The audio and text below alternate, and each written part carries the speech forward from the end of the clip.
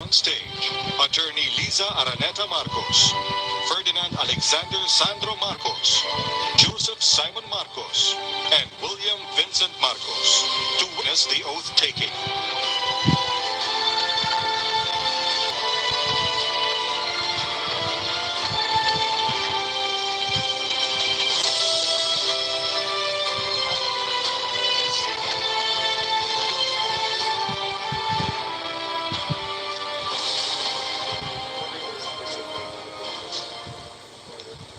Mangyaring taas ang kanang kamay at wikain ang mga sumusunod.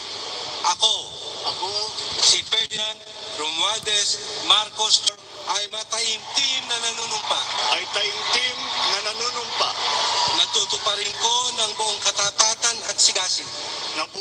Natutuparin ko ng buong katapatan at sigasig Ang aking mga tungkulin ang aking mga tungkulin bilang Pangulo ng Pilipinas. bilang Pangulo ng Pilipinas, pangangalagaan At ipagtatanggol at ipagtatanggol ang kanyang konstitusyon. ang kanyang konstitusyon.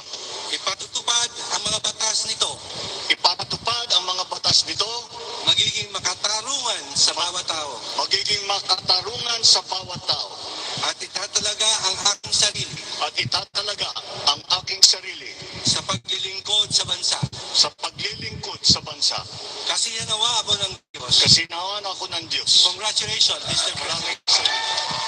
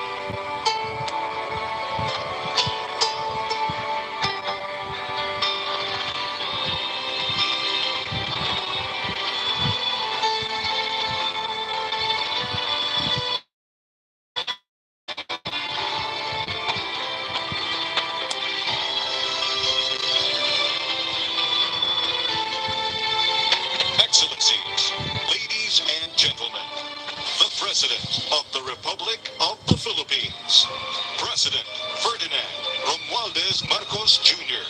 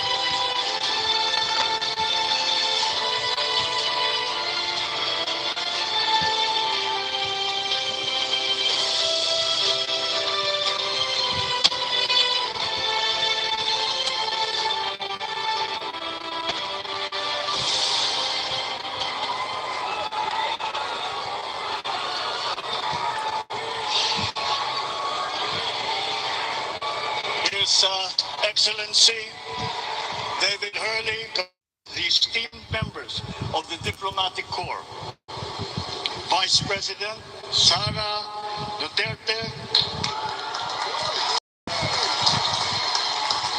President Fidel Ramos, President Joseph Ejercito Estrada, President Gloria Macapagal Arroyo, Senate President Vicente Soto III, and the honorable members of the Philippine Senate,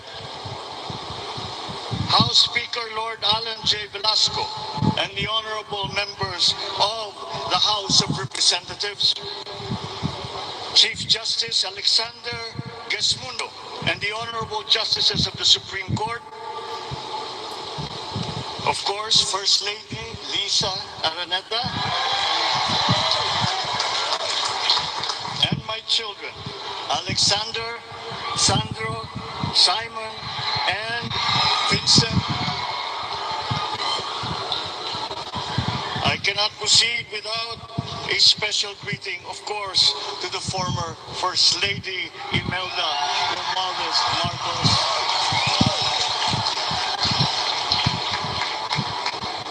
Other distinguished guests, ladies and gentlemen, my friends, ang aking minamahal na mga kababayan, magandang tanghali po sa inyong lahat. This is a historic moment for us all. I feel it deep within me. You, the people, have spoken, and it is resounding.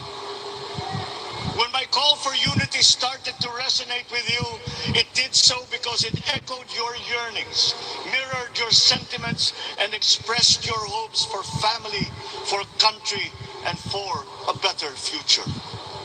That is why it reverberated and amplified as it did to deliver the biggest electoral mandate in the history of Philippine democracy.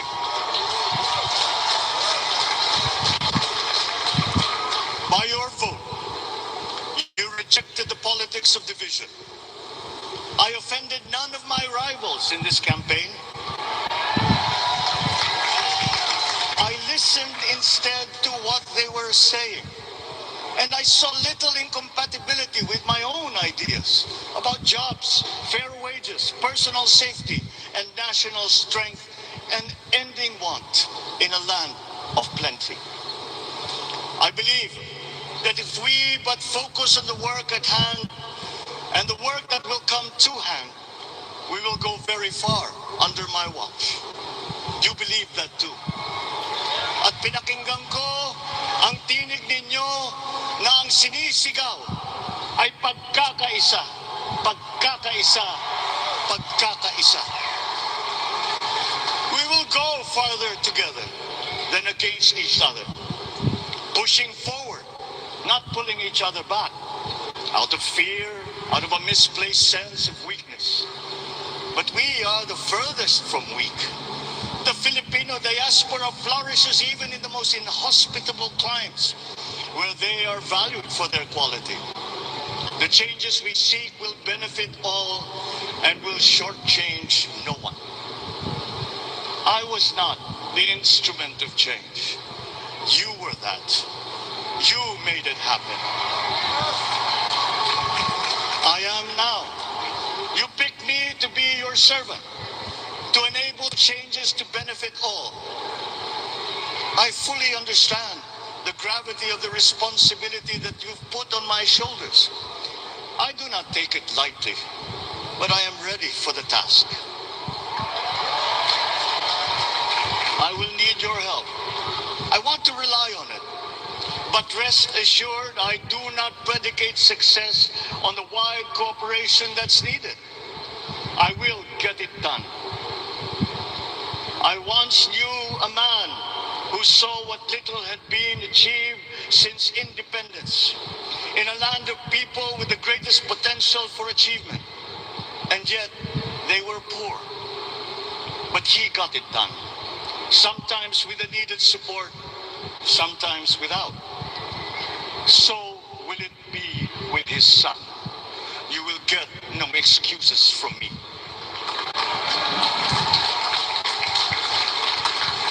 I am here not to talk about the past. I am here to tell you about our future. A future of sufficiency, even plenty, of readily available ways and means to get done what needs doing. By you, by me. We do not look back, but ahead. Up the road that we must take to a place better than the one we lost in the pandemic. Gains made and lost, opportunities missed, well-laid plans superseded by the pandemic. Indeed, ours was the fastest growing economy in ASEAN by ways now outdated. We shall be again by a radical change in the way the world must now work to recover what we have lost in that fire and move on from there. We face prospects of the spread of the war abroad, of which we are totally blameless. We seek friendship with all. But our countries like ours will bear the brunt of it. And if the great powers draw the wrong lessons from the ongoing tragedy in Ukraine, the same dark prospect of conflict will spread to our part of the world. Yet, there is more out there. Like going forward by new ways of doing that the pandemic forces to adopt. A stronger resilience, quicker adaptability. They are our best prevention. They are our best protection. Quiet reflection in a rough and tumble campaign of a breadth and intensity never experienced revealed some of them. Such as the willingness to listen despite the noise. The hesitation to quarrel over differences and to never, ever give up hope of reconciliation. These gave me the peace to ponder. There are hints of a road not taken that could get us out of here quicker to something better, something less fragile. There is also what you, the people, did to cope. But this time empowered by new techniques and more resources. You got by, getting some of what you need, massive government help. And for this, I thank my predecessor for the courage of his hard decisions.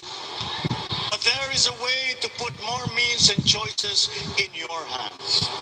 I trust the Filipino. Imagine how much more you'd achieve if government backstops instead of dictating your decisions. Always there to pick you up when you fall. Giving what you need to get past a problem. Imagine if it invested in your self-empowerment to bring it closer to taking on whatever challenges come. Imagine a country that, in almost every sense, is you. Now imagine what you and government can achieve together. We did it. We will do it again. But again, I will not predicate my promise to you on your cooperation. You have your own lives to live, your work to do, and there too I will help. Government will get as much done alone without requiring more from you. That is what government and public officials are for. No excuses, just deliver. It was like that once upon a time.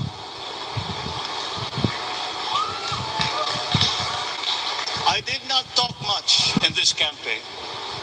I did not bother to think of rebutting my rivals. Instead, I searched for promising approaches better than the usual solutions. I listened to you. I did not lecture you who has the biggest stake in our success. And the forthcoming State of the Nation will tell you exactly how we shall get this done. In this fresh chapter of our history, I extend my hand to all Filipinos. Come, let us put our shoulders to the wheel and give that wheel a faucet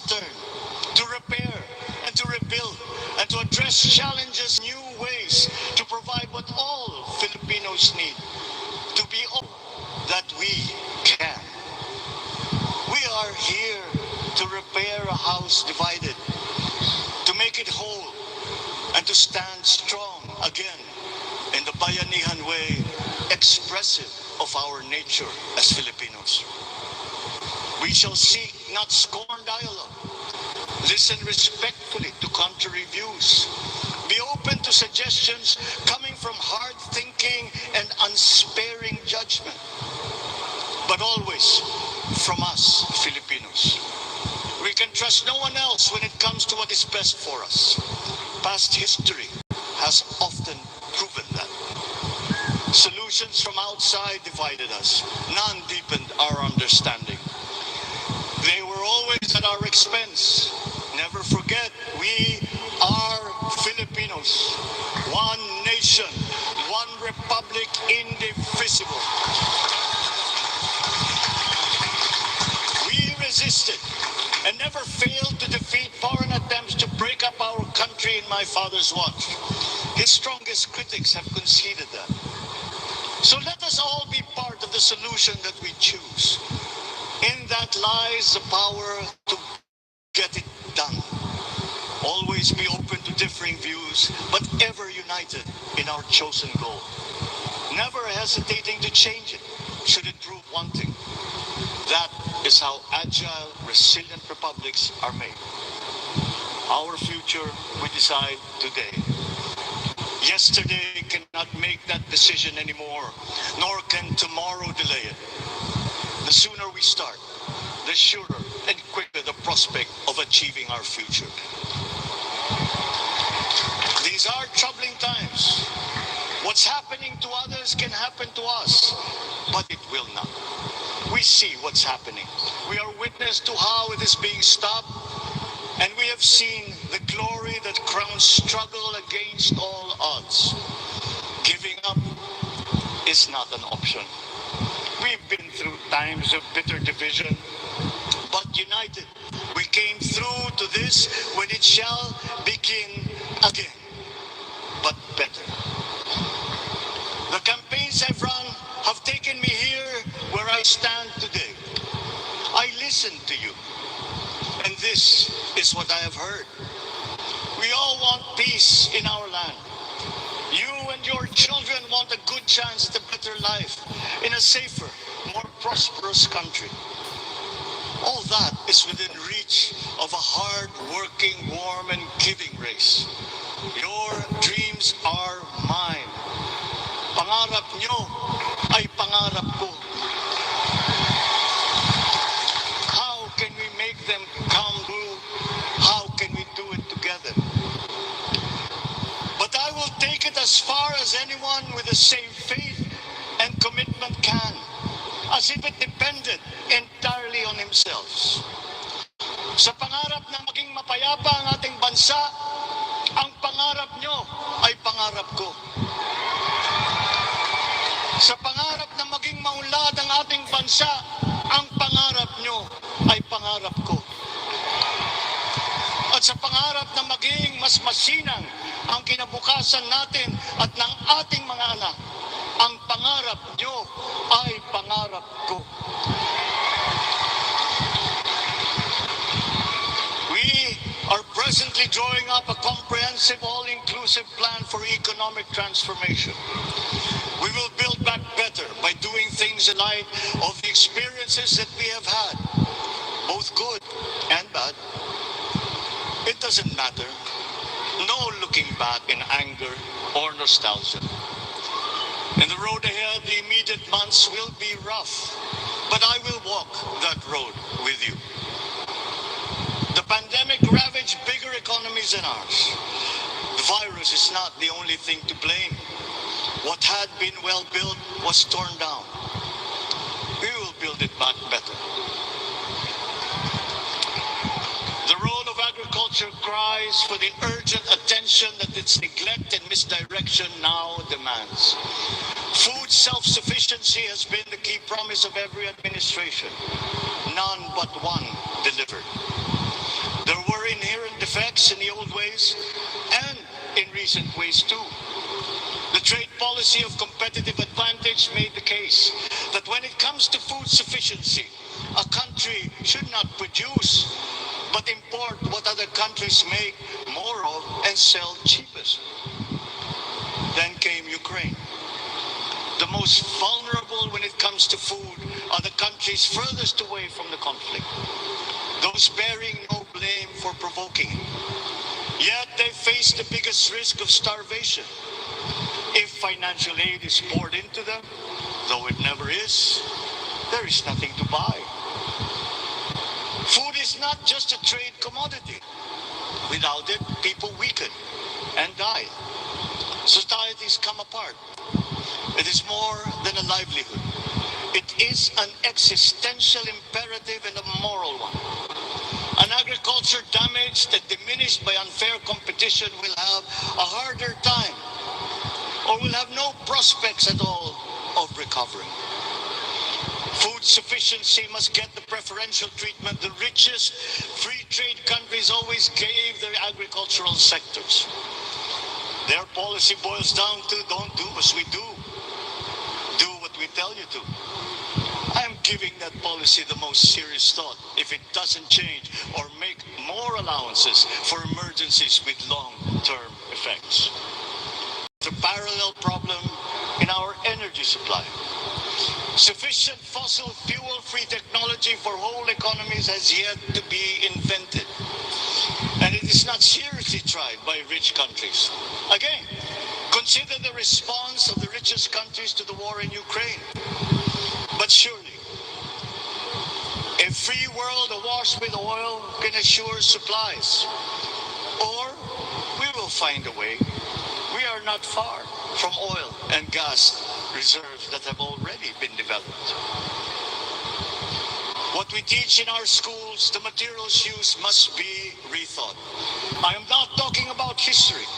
I'm talking about the basics, the sciences, sharpening theoretical aptitude and imparting vocational skills, such as in the German example, alongside the national language with equal emphasis and facility in a global language, which we had and lost.